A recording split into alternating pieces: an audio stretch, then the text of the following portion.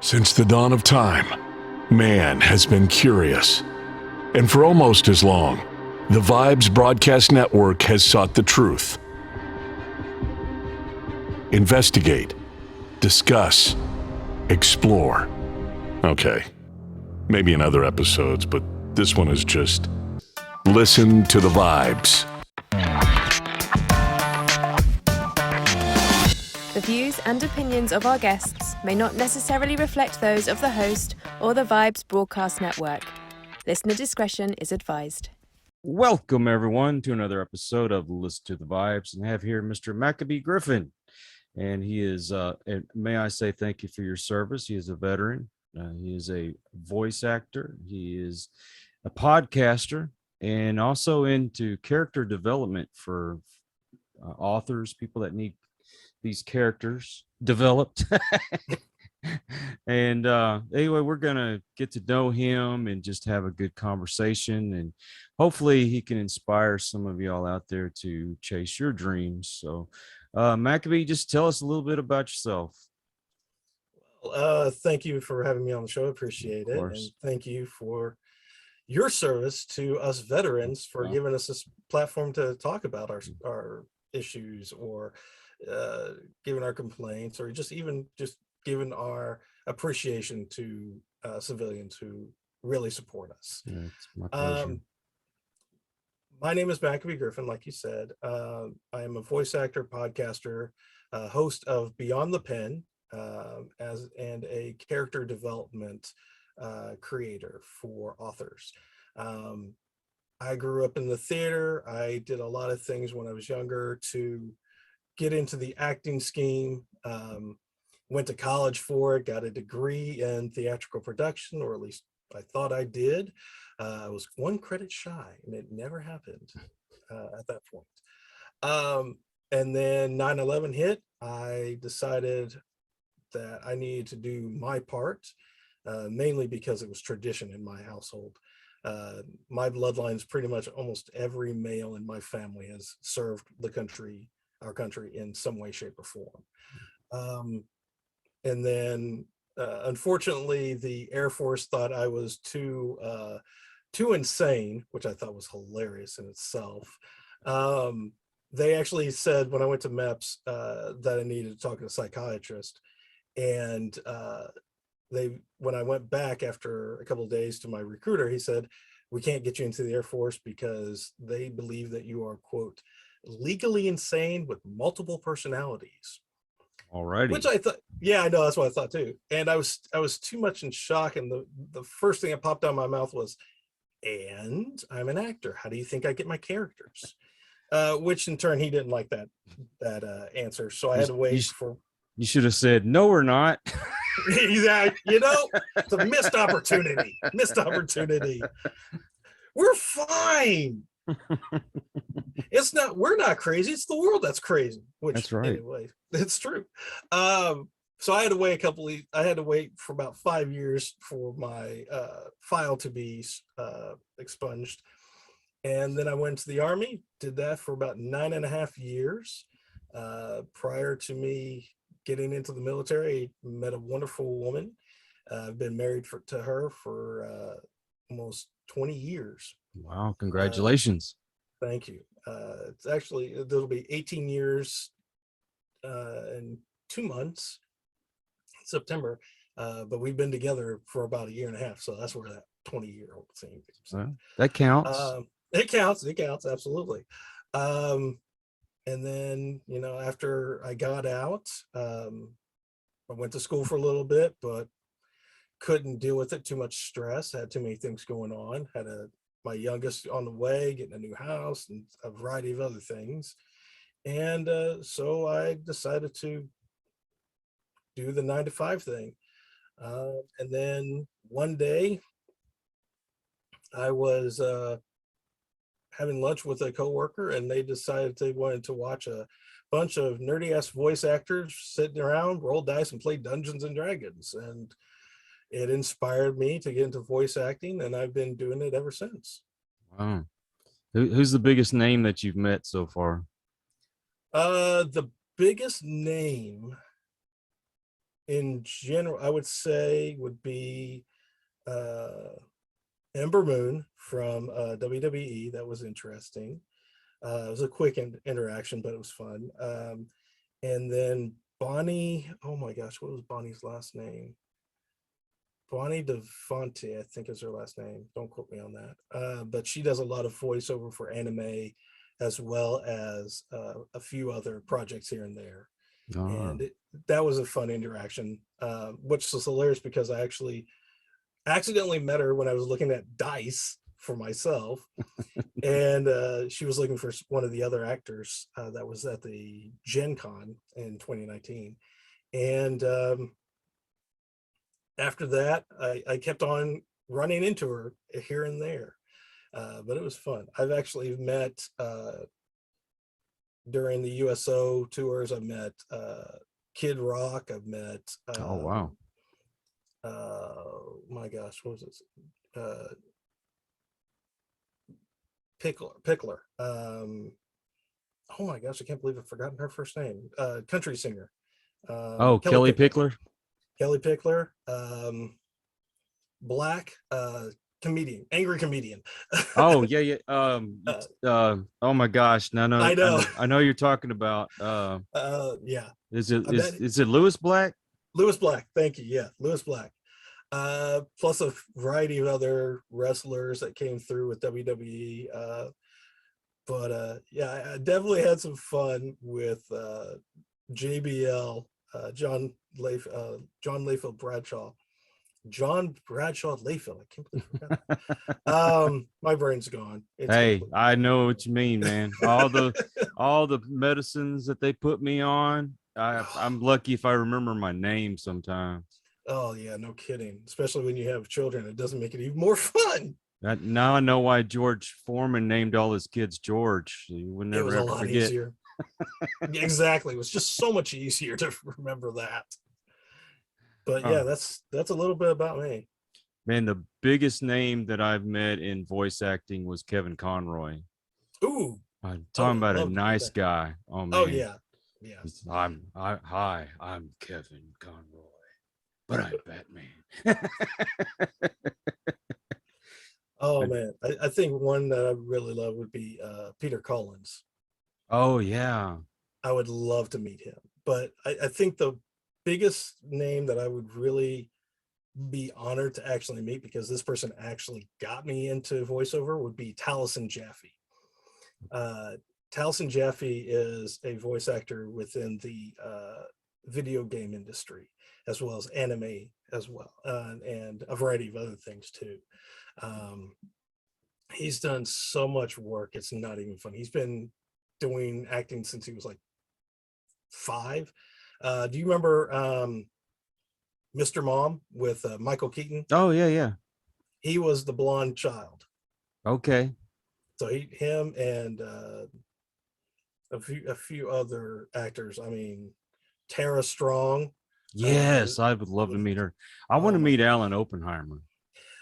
Al would be really good. Oh my gosh, Rob. Oh my gosh, he did the voice for Pinky and Pinky the Brain, as well as a few other major characters like Donatello from the original Teenage Mutant Ninja Turtles. Oh my gosh, just the last name just goes out my brain. Maybe Tim Daly. Oh yeah, Tim Daly would be a great one. There's a variety of different voice actors in the industry I would really truly be just in awe of. No, he's gonna kill me because I can't think of his name off the top of my head. But I interviewed him not too long ago. He does was Ancient Aliens and Curse of Oak Island. He's the narrator on there. Oh, okay. I can't think of his name, and he's gonna see this and he's gonna kick my butt. Awesome it's guy though. Brain fart. It's brain farts. We have chalk it up to brain fart. There's a variety of different actors out there that I would just love to just sit down and just grab as much knowledge and techniques from as possible from them. Because it's just amazing how much is out there that people really don't think about when they're watching, animation or a cartoon, or just even playing a video game or anything. You don't really think about the voices that are behind it because you're just too drawn into the story. I know one of my biggest names that I would truly love to meet, and it's actually two people besides Taliesin, is Laura Bailey and Travis Willingham. Oh, yeah. And those are like they're like the power couple of voiceover, I think, personally. For Laura Bailey's been doing voice acting for so long. She's done great work, from like Trunks off of Dragon Ball Z to a variety of different characters in video games and anime. Same thing with Taliesin Jaffe. He was, or not Taliesin, but Travis Willingham. I mean, there's so much work out there. It's insane how much they've done. Oh yeah. Well, it's got to be cheaper than doing live action and hiring actors. It can be, yeah, absolutely. There's still points where, especially for video games, you got to get in the suit and you got to act things out and too. But the one thing about voice acting is you're still being an actor. You're just doing it behind a mic, and you're using everything that you would do on stage, but people can't see. So you have to be able to convert it into your voice. And for me, it's like one of my biggest dreams, I don't like to say goals, because goals can just come and go and that's it. And once you don't hit at a certain point, you just forget about it, you give up on it. But one of my dreams is to actually be a part of a video game that my kids will actually play and enjoy. And that way I can just go in there and say, yep, I did that voice, I did that voice, I already did that voice. And just have fun playing it with that. I'm not really big into fame and fortune. I just need enough work to keep a steady flow of business and, just being able to take care of myself and my family.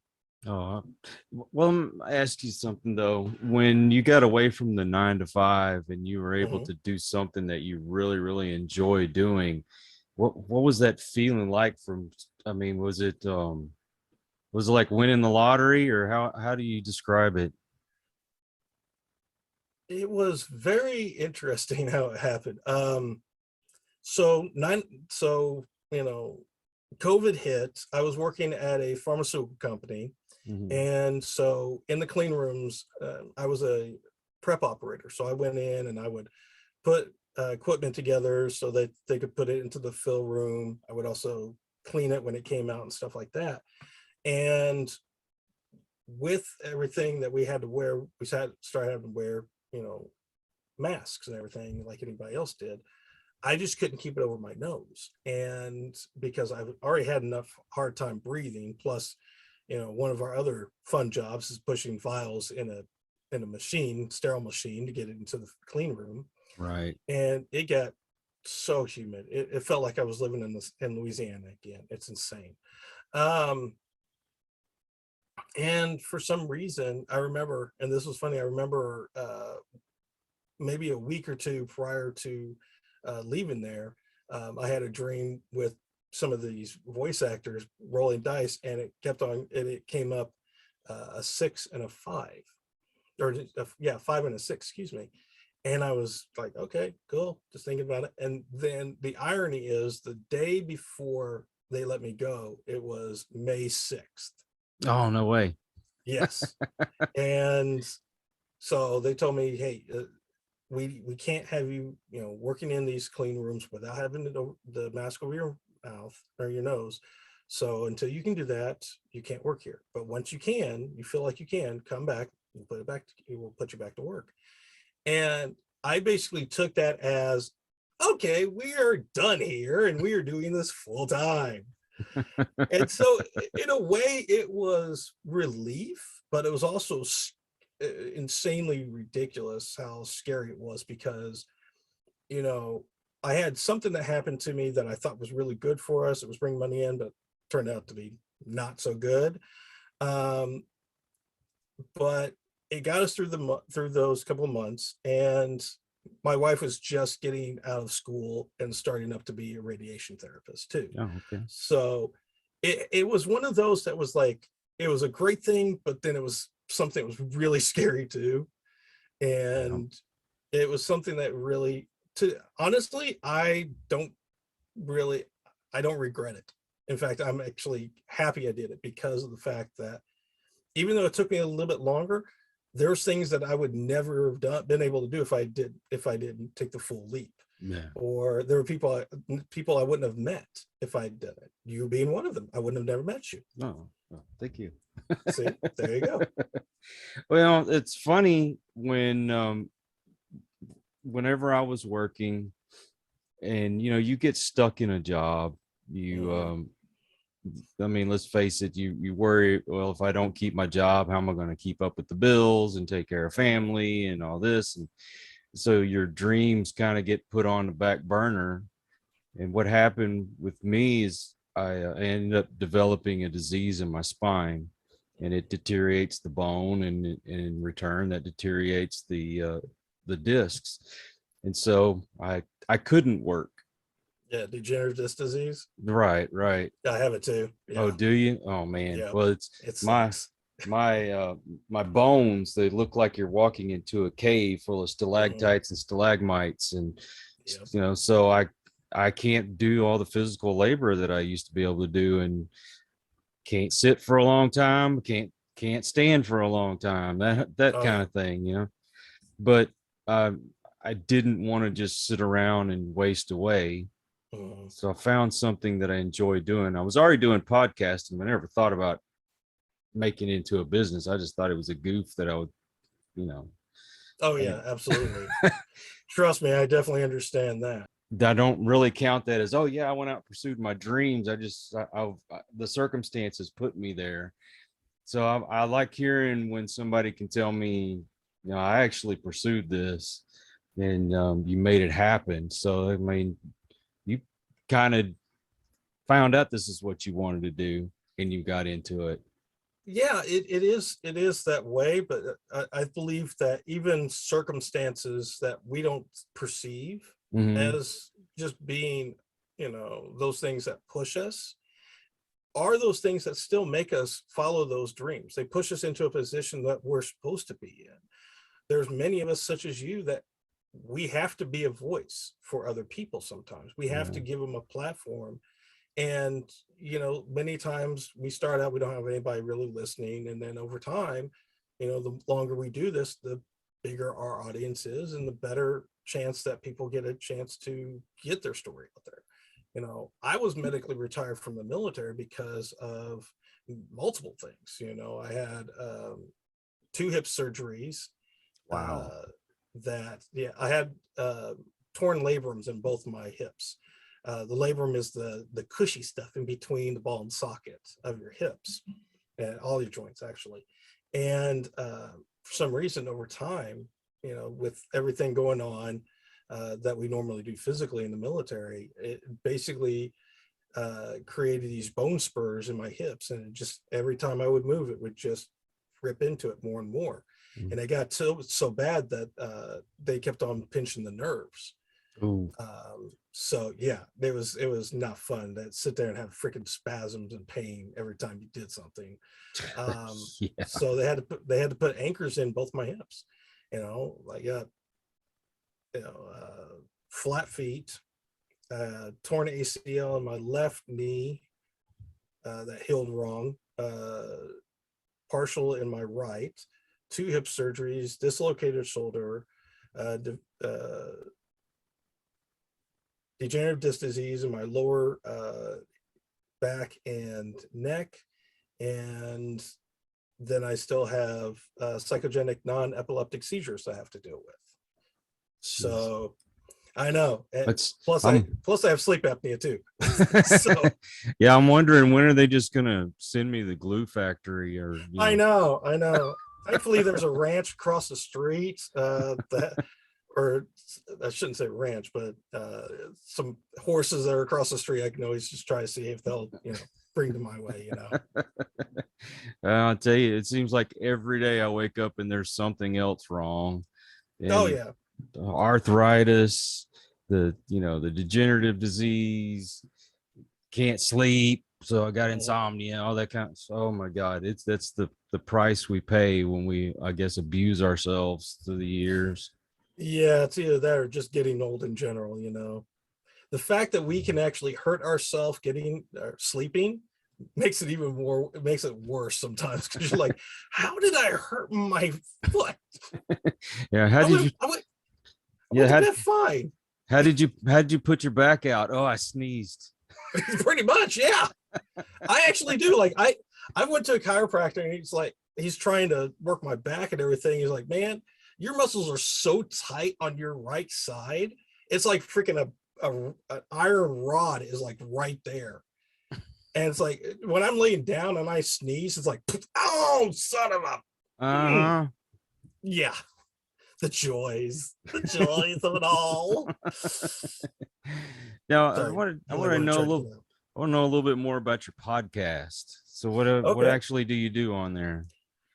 I have a podcast called Beyond the Pen. And again, it's with me and my co-host Marcella. And she's like my sister from another mister. It's just crazy. She's older. She's my older sister. I love to tell her she's the oldest out of all of us. Anyways, we have a show that we bring unknown and newly published authors onto our podcast to give them a platform to tell us about themselves, their book, and most importantly, the story behind the story, because we want to know exactly what you were going through at that time when you were writing, what you were thinking, some of the feelings that helped you to develop these characters or this narrative, because we want to create that bridge, that personal connection bridge between reader and writer. And so we've been able to, in the last 6 months, well, technically 4 months, technically 6 months, but I say 4 months now just because we took like a month and a half off so we didn't get burnout, because we were doing it twice a week. And I'm doing not only the editing, I'm reading the books, I'm doing the promotions, I'm doing a lot of stuff. I'm like, I gotta do this, plus be a stay-at-home dad and a voice actor and write. And like, I can't do this. It's gonna kill me. People don't realize how much work goes into a lot of these podcasts. It's not just sitting in front of a microphone. No, there's a crap load of things that go involved into it. And then but I'm glad I did it because it's made me really enjoy, the whole, everything about it, honestly. And what's even more ironic is I was never a reader. The only time that I'd have to read, I really would read something, is when I was told I had to read something. But now I actually enjoy reading a lot of the books that people send me. I've literally got my my little hole over here that has some of the books that people sent me that have been guests on my shows. And I've been able to meet a variety of people, and it's always fun to talk to them. And even say, as a voice actor, I can always sit down and do an audiobook for you too whenever you want to get a chance. The problem is that I can't really do that anymore because my co-host Marcella actually is a voice actress too, so she gets to them before I do. Oh, so I gotta go at it at a different angle sometimes, just to try to get some work or something from them. But there's a lot that actually does go into being a podcaster. You got to schedule, you got to find guests, you got to schedule them, you got to be able to put your show on specific platforms, be able to be heard internationally instead of just, being on Spotify or Apple Podcast or iHeartRadio, something like that. There's so many. There's many platforms. Have you checked the analytics to see where people are listening to your show? Yeah, actually, I was on there a little bit earlier today. In the 4 active months that we've been doing this, we've just hit 1,750 or 85 downloads and we're being heard in pretty much everywhere except for China and Vietnam, Philippines, and some in that area. But we've got people in Russia, Denmark, England, France, Spain, all the Spanish-speaking countries, Africa, Australia, obviously the US and Canada. I think we've got some people in Sweden as well. Oh, wow. So we've got a variety of places, and it's thankfully it's just because of the platforms I've been able to find that actually hold position those areas. India is a big Got a one lot too. from India. Yeah, India and the Mediterranean area as well. So it's when you actually go out there, do the research, figure out where these specific platforms are hitting, then if you're wanting to really pursue those places, those are the platforms you really want to go after. Oh yeah, yeah. I get some that I can't even pronounce. Ones I think it's Kazakhstan or something like that, and it's pretty cool though when you think somebody on the opposite end of the planet is listening to your voice. Oh You know yeah, what I mean? absolutely. Yeah, absolutely. And like you, it's like for us as hosts, it's merely we're just a voice to ask questions. The show is specifically for our guests. I always tell my guests that when we're sitting down, we is really, especially for those who have never done it before. I had one lady that she was so nervous because she's never done it before, and she's an older woman that just wanted to write her book and tell her story a little bit, and then that was it. But I talked her into being on there, and I basically told her, and I've told every guest this from then on, is that it is just us sitting down on the front porch with your drink of choice, just sitting out, having a conversation, getting caught up on everything that's been going on in your life and your book, just like we're old friends that are just now finally getting a chance to talk after so many years, you know, and that's honestly, that's the best way that I've found that works when I talk to my guests. And I'm sure you do the same thing too, because it is just the idea that we want to be able to show them off the best we can, be themselves, their true selves, their authentic selves. And it's been fun every time I talk to somebody and I get to talk to them about their book. And, you know, even because I have the idea that every guest is different, just like you do. So I have all of my questions based off of their books and them as authors, and that's it. I have 3 questions I ask every single one that are very simple. 1, introduce yourself and tell something that we can't find on the internet about you. What's your writing kryptonite? And what quote inspires you to continue writing and or to be a better person? And that's it. Everything else is based on them. And you can imagine how many people are just like, I've never been asked that question before, or just like be surprised that we actually asked something that they were really surprised someone would actually ask, you know. Because you know how it is. When we go on podcasts, many podcasters, when they're first starting out, they have specific questions they ask every guest, and I found that it just really doesn't work. No, I got one of those books that, you know, when I first started out, to tell you, you know, this is how you do your show and write out all these questions and blah blah blah blah, and you get to the actual interview and you have these questions, and I found myself waiting for that pause so I could ask the next question, and then not realizing they may have already answered it. So then it just got to be, well, let's have a conversation. That's natural, and you know, you never know what's going to come out of it, but I have questions in mind that I like to ask. But when I have someone like an actor or a musician, you know, or an author, they get asked the same questions over and over and over again. And I was explaining that to someone the other day, and they said, well, I like to know that stuff. And I said, well, you can get on YouTube and you can pull up any interview. I guarantee you that answer is right there. But yet, Yep. if you can get something out of them that they normally wouldn't get to talk about, it makes it that much more special. And then they feel like, you know what, you really genuinely just wanted to know about me. And oh yeah, okay, I know you're, the lead guitarist for XX band or whatever. Everybody knows that. Everybody, you've probably been asked the same questions about when you started the band or how you got into music or whatever. Yep.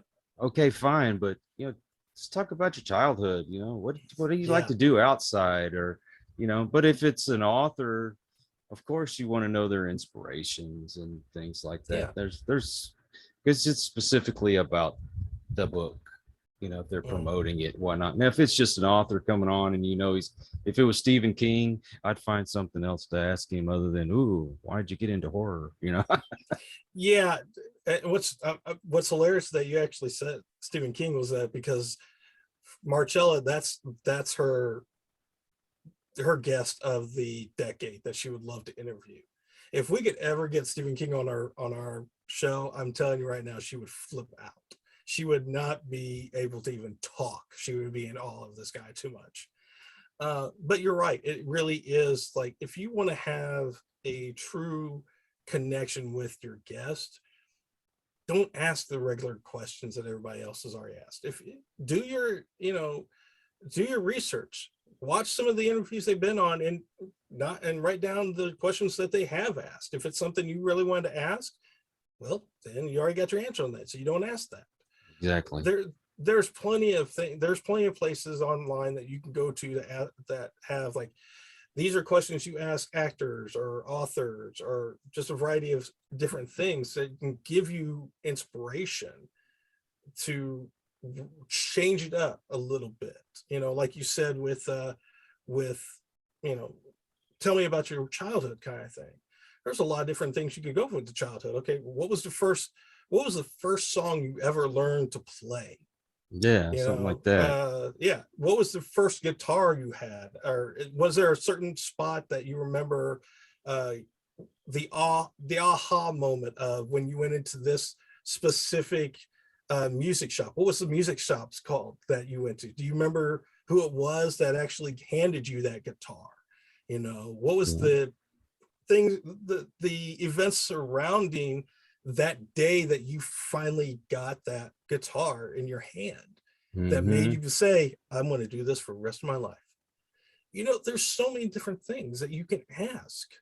And that's why I love what I do, is because I love sitting down with people and like, okay, let's figure this out. Let's come from a different point of view, and that's what makes doing podcasts and doing these interviews so fun, because you never know when you step outside the blocks of just the same things over and over again. Oh yeah. What you're going to find. And honestly, I love looking at my guest and seeing the smile on their face, or their eyes go wide because you asked them something that you like hit that point of like, oh my gosh, how did you see that? What made you want me to ask me that question? Those are when you can see that in their eyes, exactly that is the point. You're like, I have hit the point. I am good at my job finally. It feeds my ego to hear. It does. When somebody says, nobody's ever asked me that before, I'm like, that's right, because I'm the man, I've done my research. I'd say my most memorable was when I had Rudy Sarzo from Quiet Riot on the show. Ooh. And we got to talking, and he talked about his family's migrating here from Cuba, and the things they went through to become citizens, and the struggles of trying to get I forget the word I'm looking for here, but to get into American, to become an American, everything he went through. And it was just something, you could see that little glow in his eyes, that he was very proud to say, my dad did this and my mom did this. And I think he enjoyed talking about something other than, oh, when did you write Come On Feel the Noise? I mean, Bang Your Yeah. Head, not Yeah. Come On Feel the Noise. That was Slate's song. But, Yeah. just, and people just want to have a chance to tell their story, just to talk. Yeah. And I think it's fun that, one, I didn't even know he was Cuban. That's interesting. I Yeah. didn't know he was from Cuba. But yeah, I think there's a pride right there, honestly. It's like when you can finally look past all the fame, look past all the things they've done, and just look at the person. Mm-hmm. That's And what they want. yeah, exactly. They just want to be seen as a person anymore.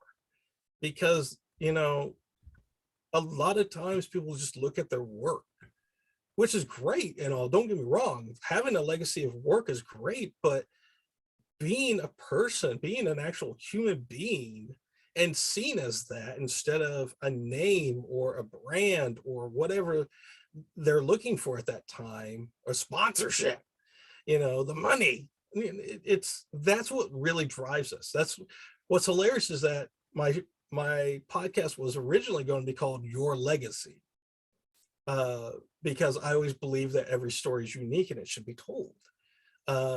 But then I was like, okay, from a business point of view, I think I need to go towards, the things that are going to help me grow a little bit more, but I'm still going to keep that idea of the story is important. Everybody's book is unique and different. So let's put it into the book. Let's find the story behind the story. Let's find the story behind the author.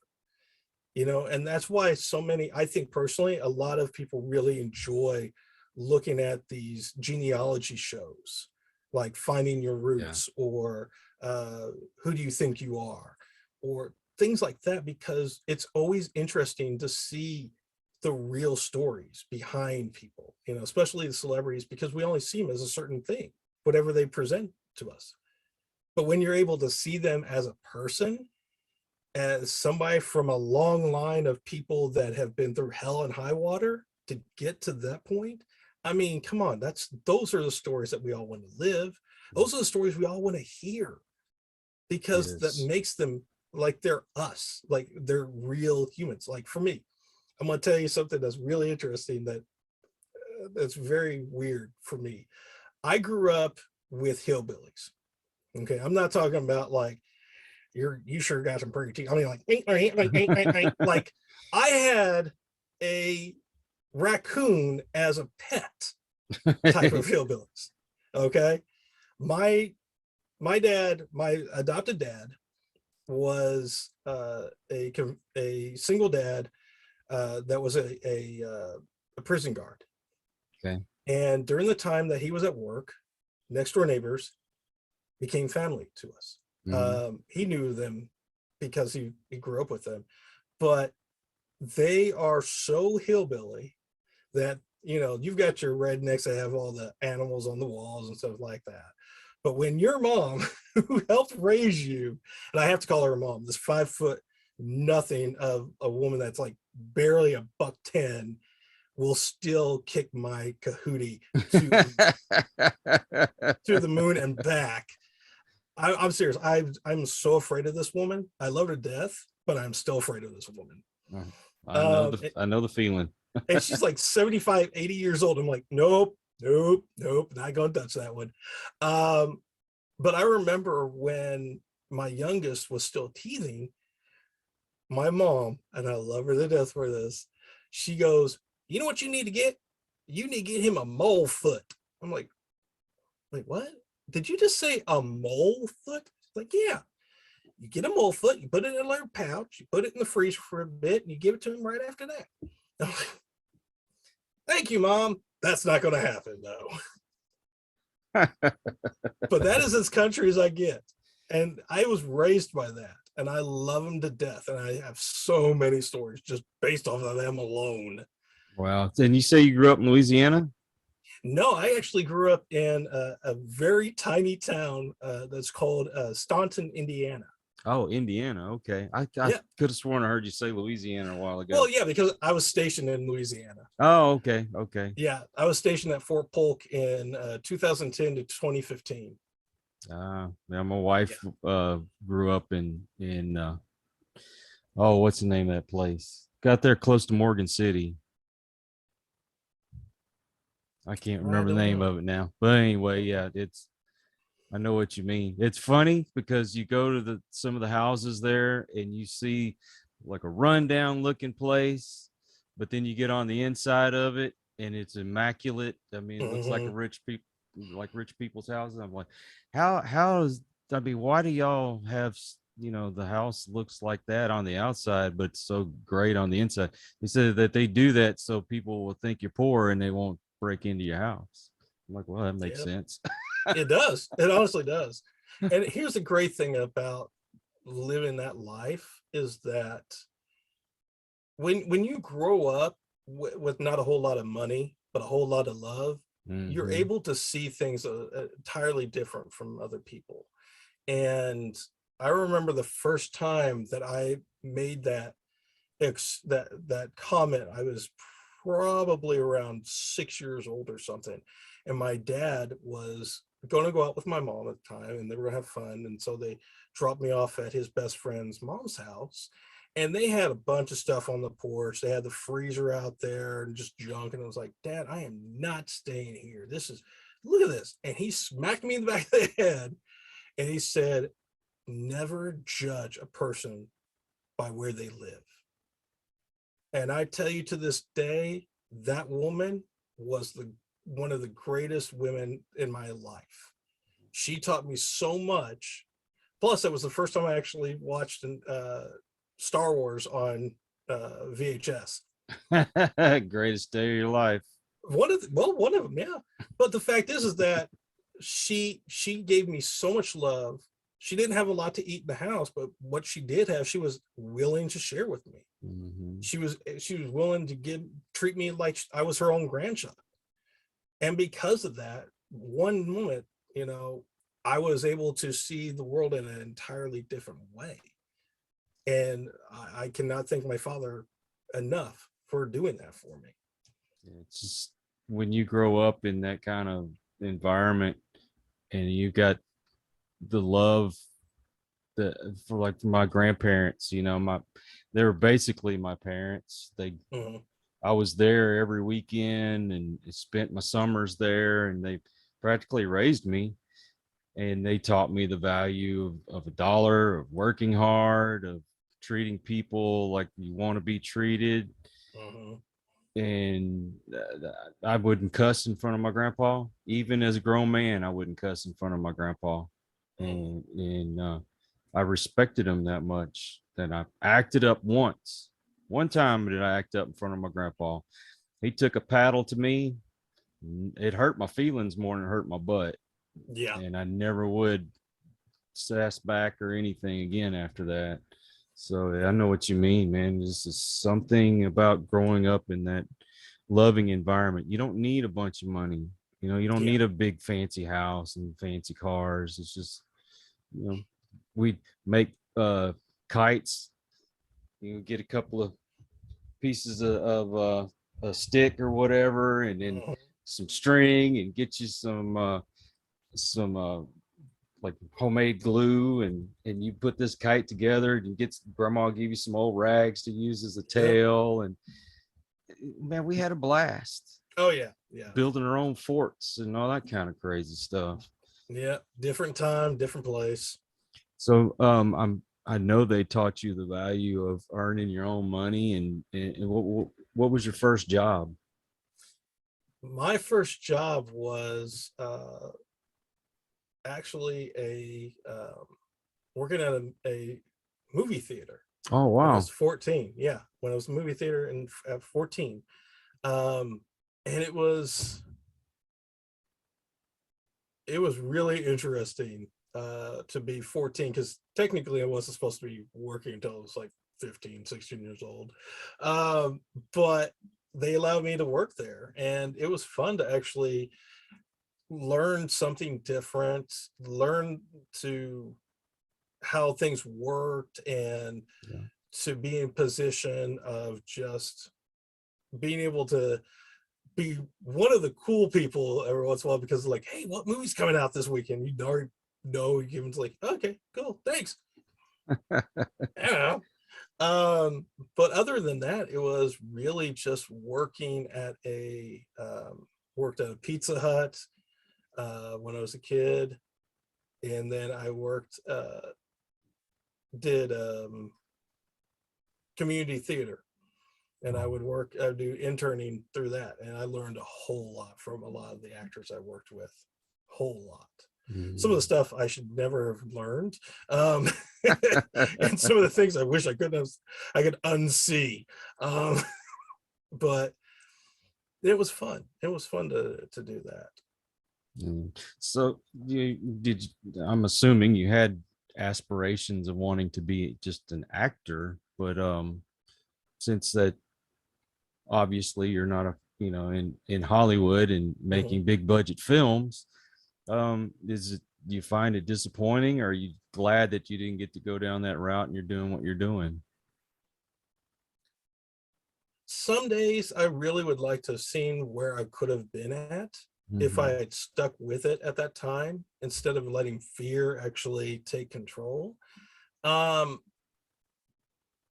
most of the time, I'm honestly happy with the way it did, because I learned that even though I can still do stage theater every once in a while if I feel like it, I still have a dream of being in a play or a musical in Broadway at some point in my life. That'd be great. I'd love it.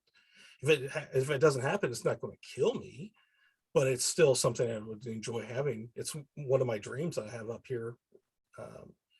But honestly, I loved being behind the mic even more, because it's more challenging. It honestly is a lot more challenging, because when you're on stage or you're in a camera, you rely on the visuals of your movements, your facial features, your emotions in general, to express the story.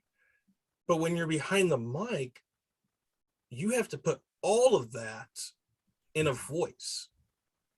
You have to put all that emotion into the words that are being spoken behind the mic. And it's a lot more difficult depending on, what you're doing, what you have to do. But there's so much more that you can do behind the mic. How many actors can say that they can do audiobooks on stage? None. How many can say that they can do animation? Not really, unless you're a voice actor. There's actors are great. Yeah, there's absolutely tons of actors out there who've done voice acting. Look at Tim Curry, Mel Blanc. Mel Blanc's a legend. Oh, that ain't no lie. That guy could switch on a dime. I don't know how anybody can do it as accurately as he could. I mean, I know there's some really good ones out there, but man, he's the legend out of all of them. He is up there with God when it comes to that. He's up there with God. But there's so many great actors. Mark Hamill. Everybody knows Mark Hamill, but how many of us remember him actually being the voice of Joker? Right, he did, and he's excellent as the Joker. Oh yeah, absolutely. Him doing a couple of voices for he did Chucky recently. Well, when I say recently, I mean like 5 years ago. But there's so many things that people really do behind the mic that you can't do on stage. And it's so fun. It is so much fun to do it that way. I love the fact that I can talk to a local small mom and pop restaurant or hardware store or something to that effect, a trading company, and do a small commercial for them, and just see the fact that something I did or I was a part of was able to bring more work their way, so that their employees can get paid more, and be able to still take care of their families. to me, that's success to me. That's glory to me. That's fame to me, because I'm able to help a small business, especially after our crap that we went through for the past year or two. Yeah. And We'll leave nameless. we'll leave that. We won't say the C word anymore. But to be able to say that I was a part of something that was able to help them improve their business, or even just keep it going, I'll be happy with that more than just me being on stage and Broadway. That's fine by me.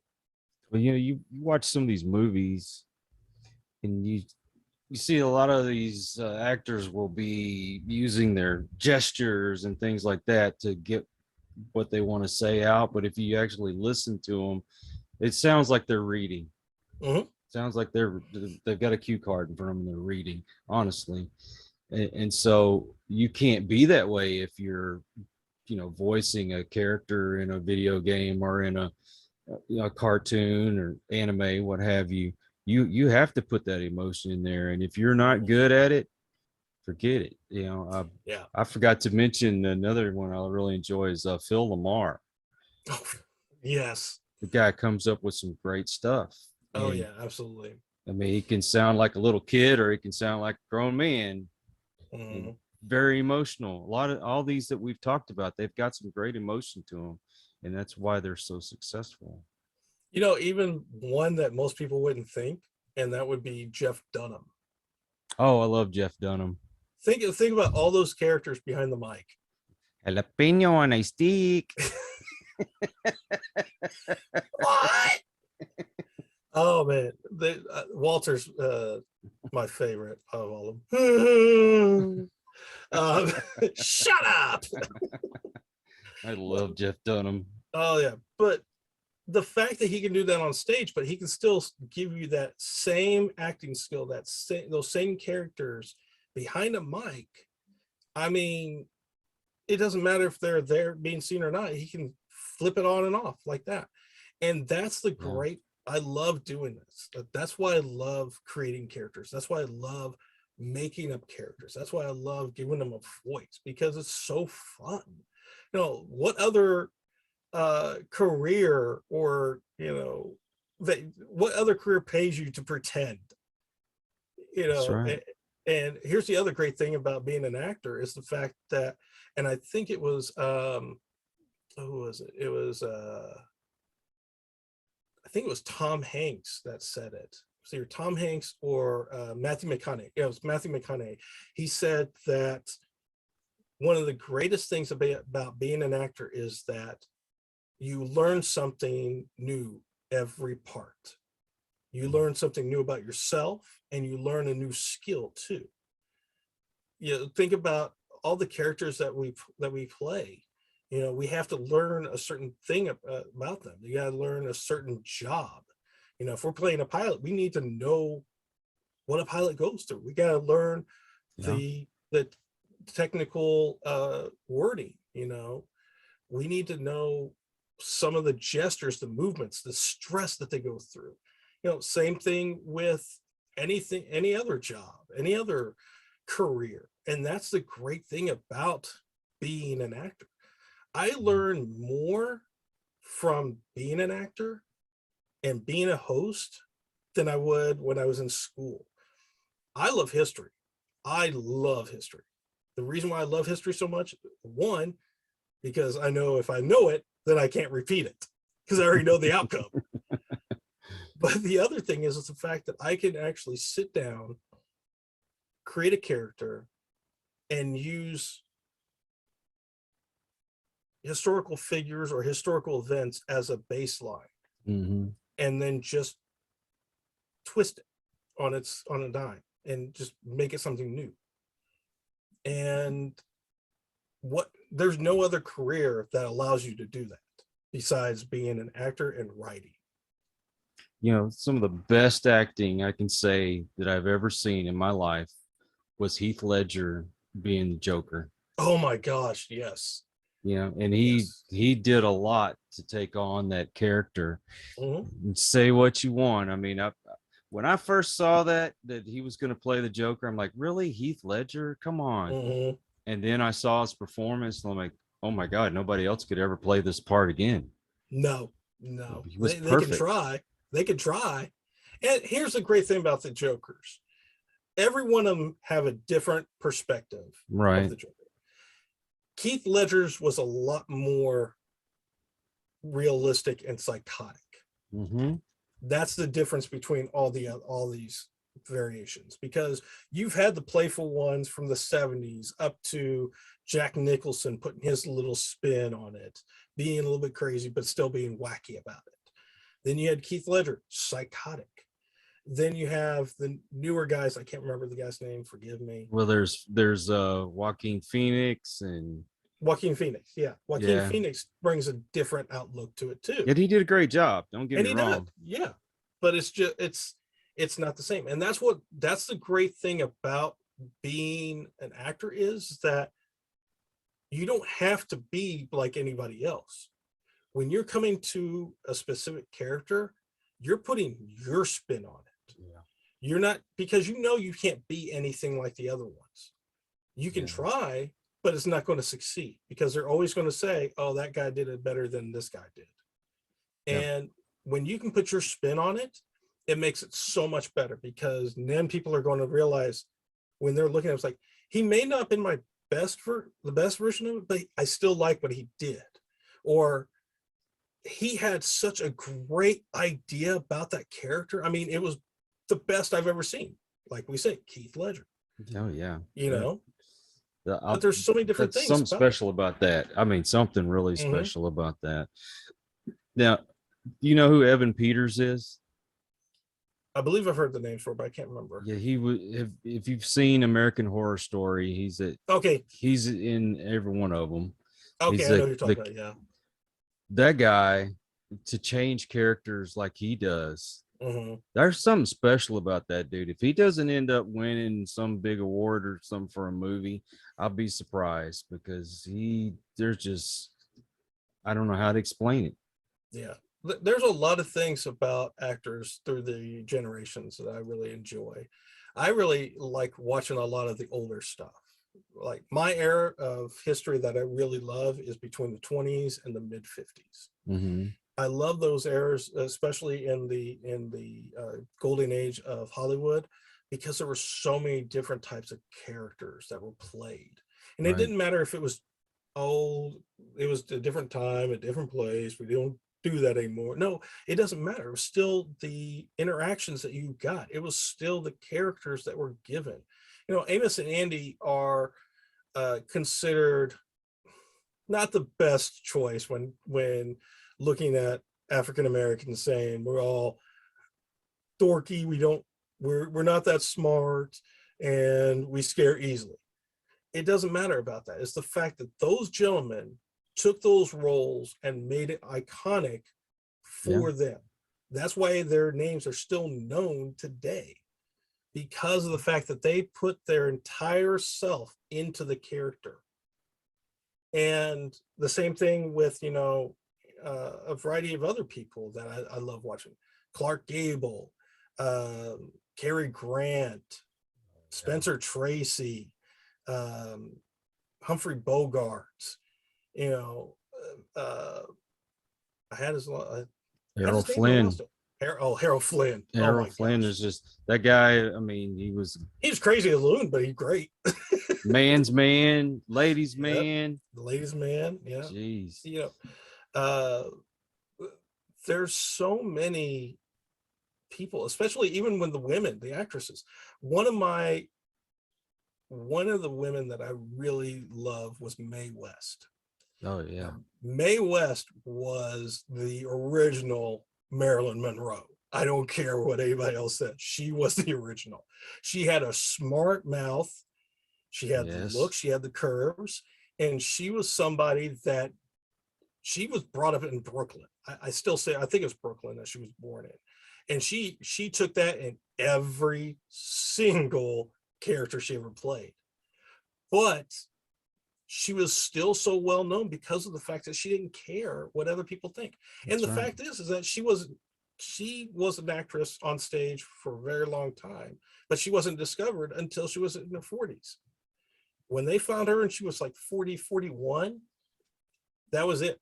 She became a legend in the golden age of screen and stage of screen. And that's the joy of doing things when you least expect it.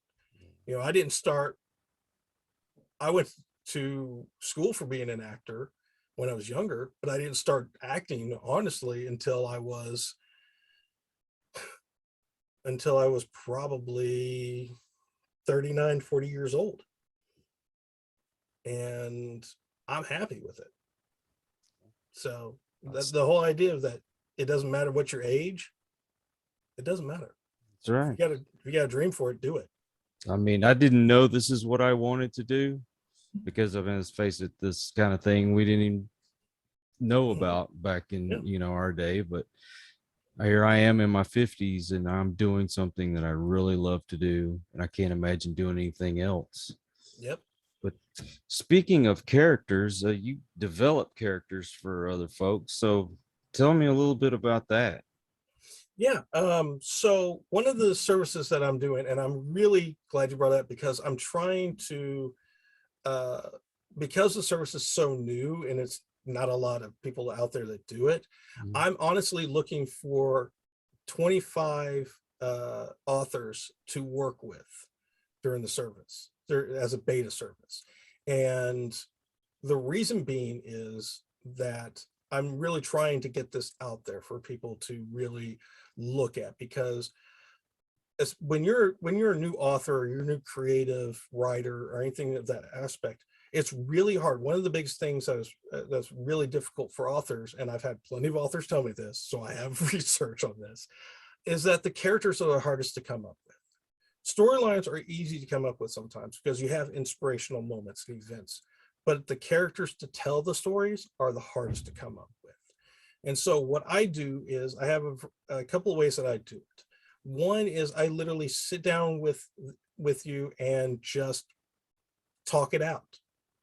Be a muse for you, create a character and just work them out. Okay, you have a character already, great, let's talk about it. What's their personality? What's the type of emotions they have? Are there any type of specific traits that you want to relay to the reader when they continue to read it? Is there some type of little quirkiness to them that you may say a couple of times, but it's something that's so meaningful because it has an interaction or a effect on the narrative? You know, that's great to do. I love just sitting down and talking characters out with people and inspiring them to just take this character and move it to a whole different level or a whole different direction that they didn't even think about. Because once you have a character and you may have a specific thought and narrative that you want to tell for that character, but if you change one little thing about it, it'll change the entire narrative completely. Right. So you may come up with a totally different topic you want to talk about. So that's one of the services I do. The other one is that I actually have a stockpile of characters and their backstories already written out, as well as many of their families already done too. Wow. So one of the things when I create characters, I go back at least 3 generations, because we all know that family has an impact on us. It doesn't matter if it's good or bad. There's something in the past that affects us every time. So I always go back at least 3 generations, and I create stories for them as well. So in the end, I actually technically write 11 characters just for one character. Wow. And yeah, I know I'm ridiculous like that. I'm an archetype when it comes to architectural writer, when it comes to that. Yeah, that's a good thing. It is, because if it doesn't logically make sense to me, it's not going to make sense to the reader. Right. And then So what I do is I already got these things already made up, and I also create these events as well, historical events that can be used for your story, your narrative. And so people can actually come to me, we can sit down, we can write them out again, modify their stories a little bit to fit whatever genre that you're talking about, that you're trying to write about. And then that's it. You can take them and go with them, do whatever you want with them. Or we can actually, the third option of it is that I actually work with you on the story. So we can actually sit down, we can talk about it, we can actually create the characters together or modify the ones I already have. And then we take those and we just create a book. So it'd be your name and my name, or just your name, and I'll just be your ghostwriter to help you with it. It's the way I work with that. So those are some of the things that I do. I'll give you an example. And I did this recently because of Pride Month, and because of me being an ally, as well as being the brother of someone who is in the community. I created a character for a historical fiction / mystery, murder mystery. And everything I do is random. Every character I come up with, every decision is by dice.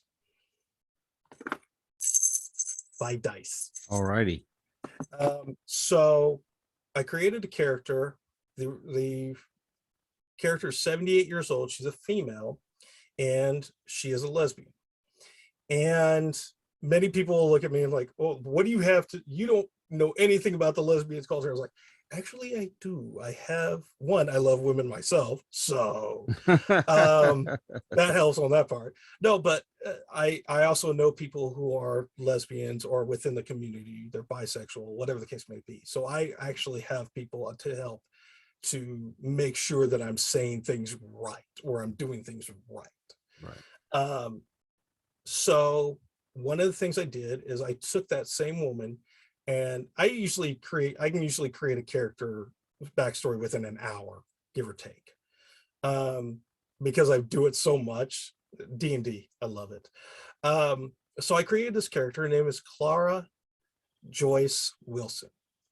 She is 78 years old, and her personality is very simple. She is a very warm-hearted woman.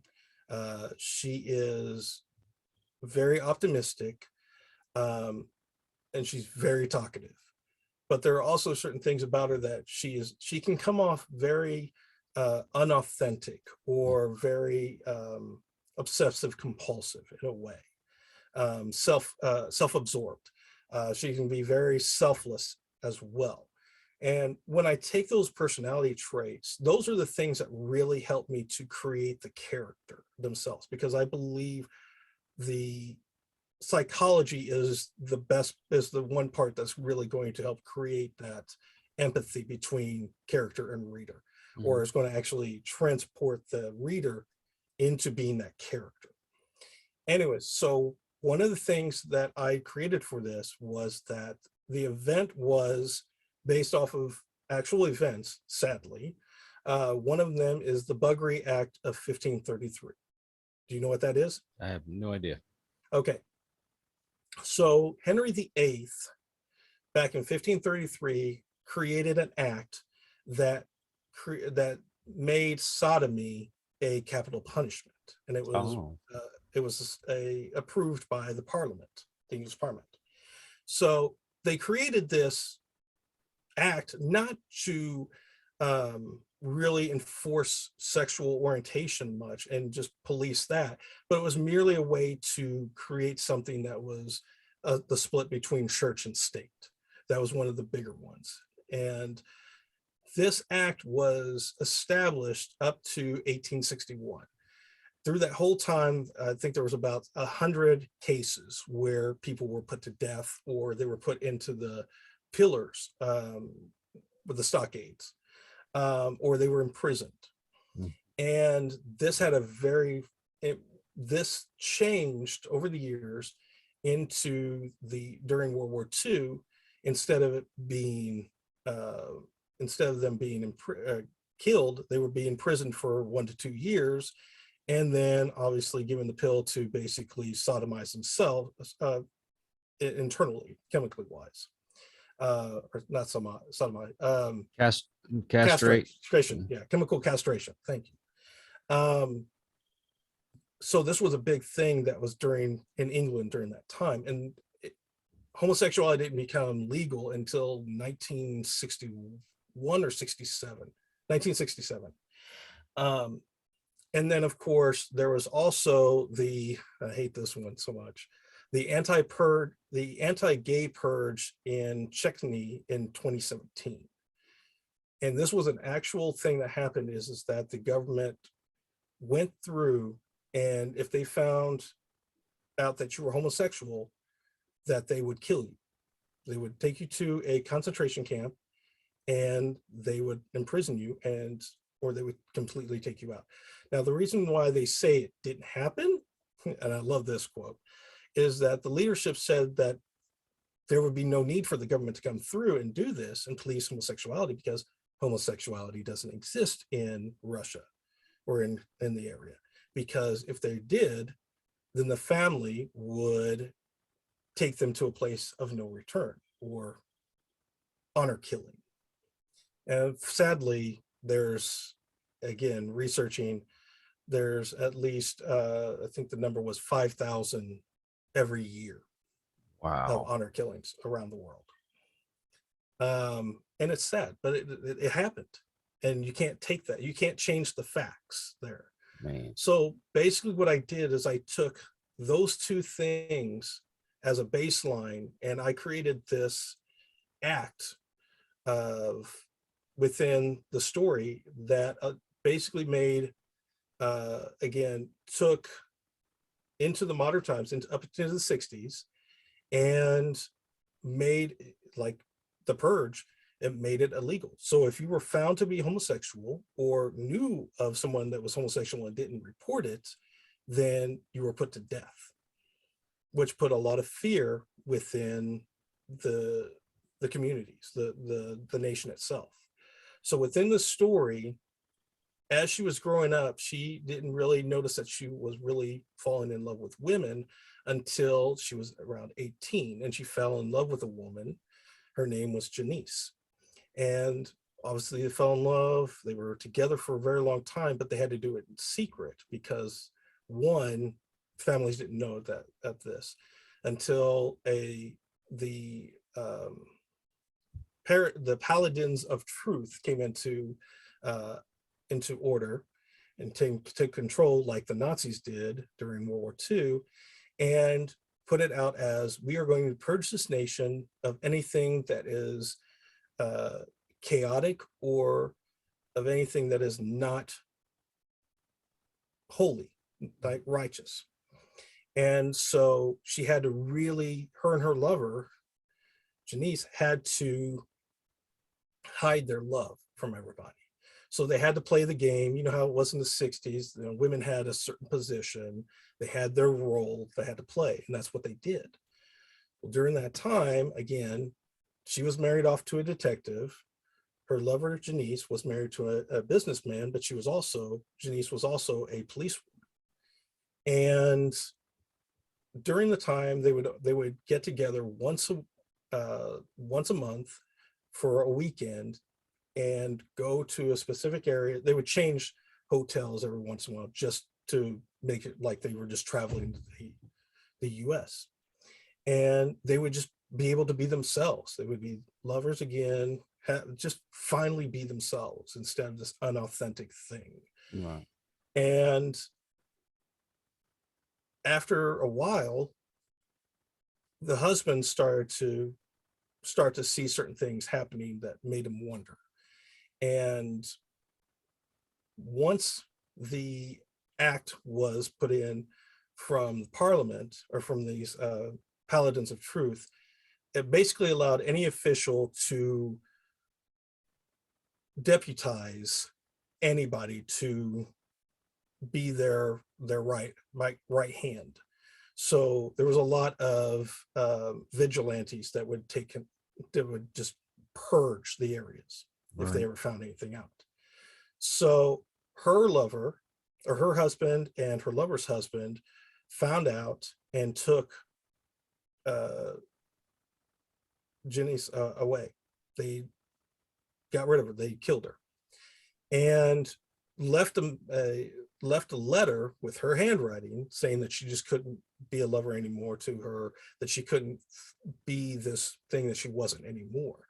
But it really, Joyce didn't really, or Clara really didn't believe it.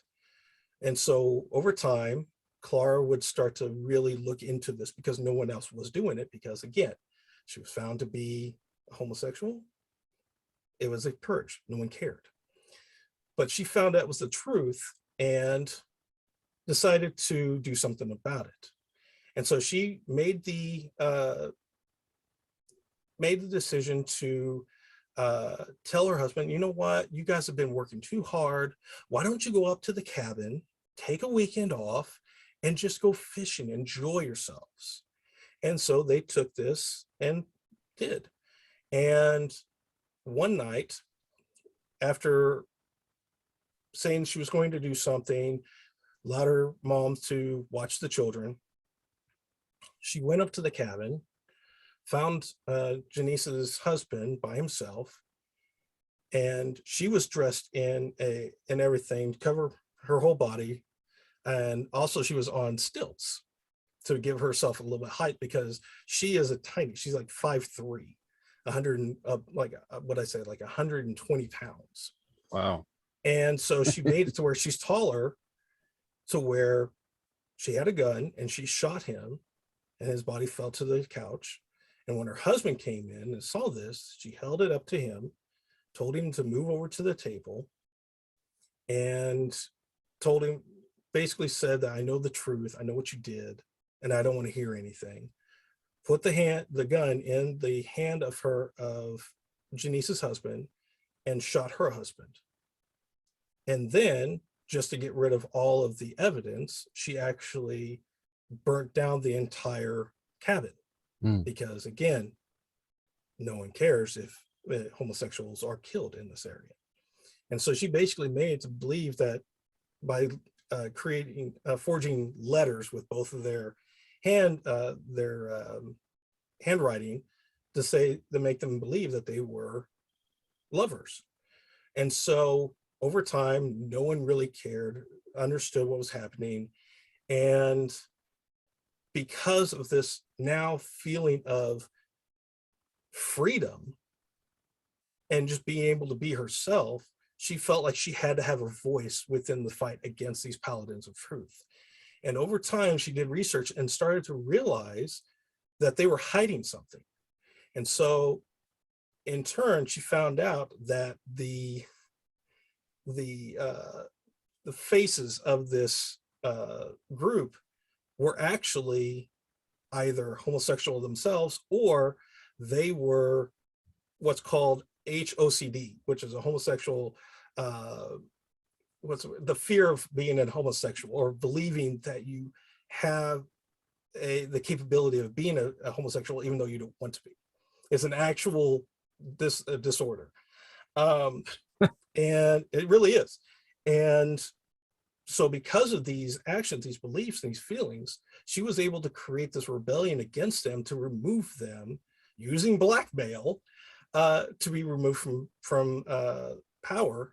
And she honestly became a part of the leadership to first off, get rid of this law, this act, and to create a new feeling of love and acceptance within the LGBTQ plus community and the world. And over time, her granddaughter actually started to find little things over time that made her realize what she actually did. Now, here's where the story can get changed anyway. I had it as, there's 3 different ways that you can do this. As an author, I always tell them you have 3 ways you can end it. 1, you can have it to where the Clara is basically the twist as, oh, thank you for finding all this, I really appreciate it. And she gets rid of all of it, as well as gets rid of the granddaughter. and now her secret is safe. Or you can play it as, yes, I did this. I'm finally happy that somebody found out. That way I can be relieved of this guilt and this anguish. And that where it turns into, okay, now you have two ways you can play it there. One, the granddaughter actually turns her in, and now she lives a life of grievance that she did this. Or you can play it as the granddaughter doesn't do anything about it and keeps the secret as her mother has. Now, here's the other twist on it. If you do it with that last way, and I love doing these little twists here and there. The other way is that now you can actually turn the granddaughter into something of some psychotic way as well, because now she knows how to get away with stuff. What's keeping her from doing it and relieving herself of something in her life? And it sounds like Black Mirror. A little bit, yeah, a little bit. But that's what I mean. That all of that was just random.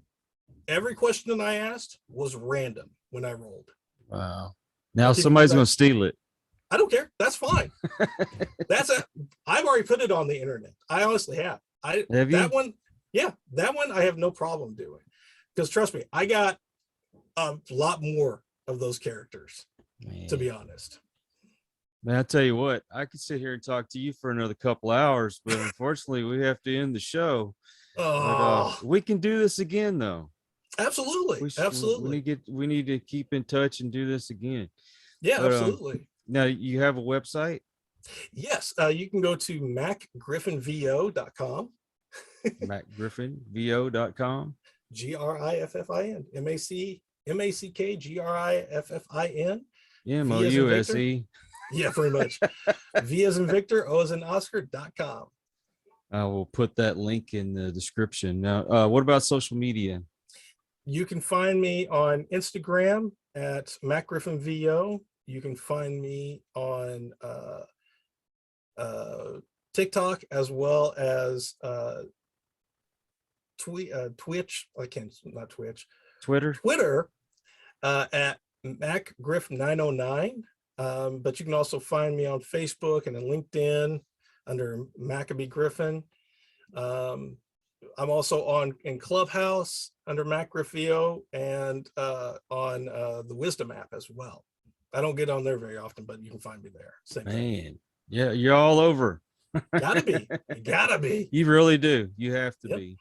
But I will share all those links so folks can get a hold of you. And I thank you for your time, man. Thank you. It's been fun. I've enjoyed all these stories, and I know we got tons more we could talk about. So. Oh yeah, we will sometime later though. We'll get to it. But to all of you out there, if you are new to the channel, I hope that you would subscribe and please come back. And for those of you who are regular, thank you for your support. It's because of you that we do what we do. And until the next time, everyone, please take care. Be kind to one another.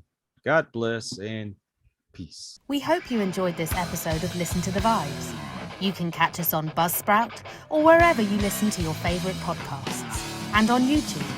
Follow us on Facebook at The Vibes Broadcast Network